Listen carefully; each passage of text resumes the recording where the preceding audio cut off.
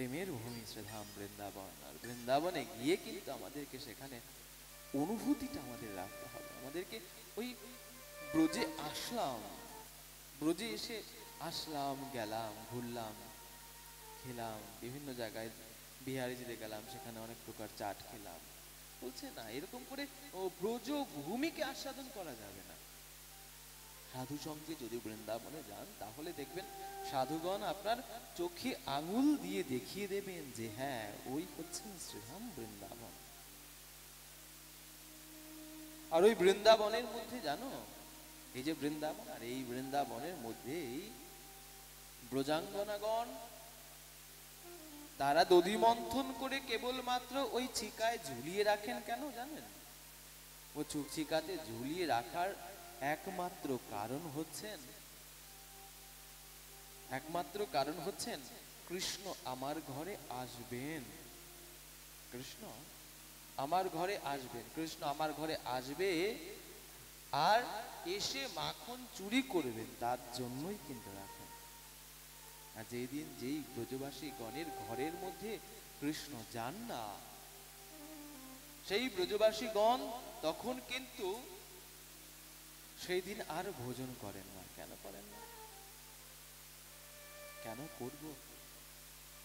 যার জন্য আমি ওই ভোরে উঠে সেখানে দধি মন্থন করলাম, মাখন আমি তুললাম, কিন্তু আমার এই তুচ্ছ নৈবেদ্য গোবিন্দ সেবায় অর্পণ হলো না, আমার সেখানে আর ভোজন করে কি লাভ? আমার ভোজন করে কি লাভ?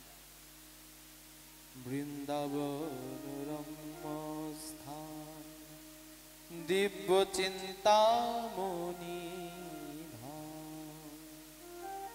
বৃন্দাবন হচ্ছেন রম্য স্থান, দিব্য চিন্তামণি ধাম, চিন্ময় বস্তু।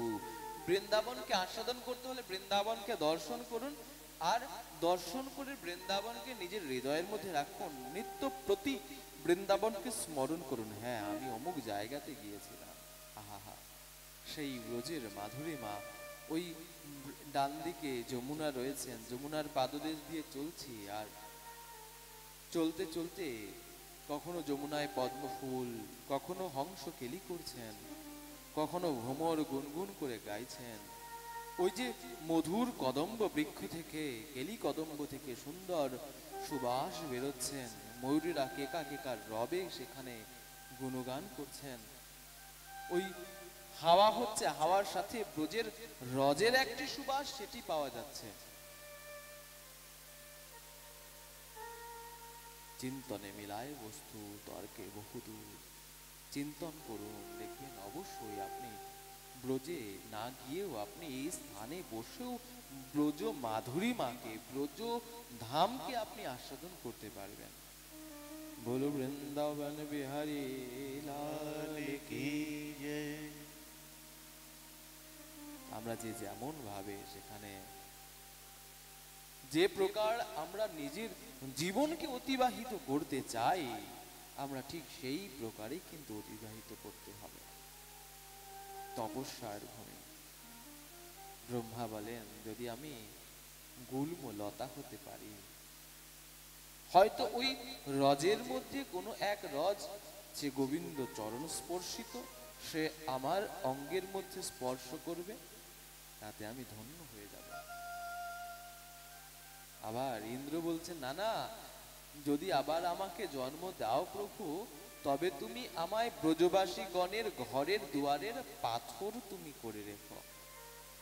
ব্রজাঙ্গনাগণ তারা ঘরের ভেতরে প্রবেশ করবেন, বাইরে আসবেন, তার ওই চরণ রেণুকে আমি পাবো,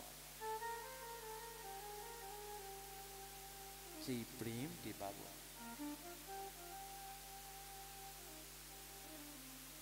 আর যারা সাধক তারা কিন্তু সাধকগণ কিন্তু কখনো ভগবানের চরণ ছাড়া কিন্তু কিছু চান না।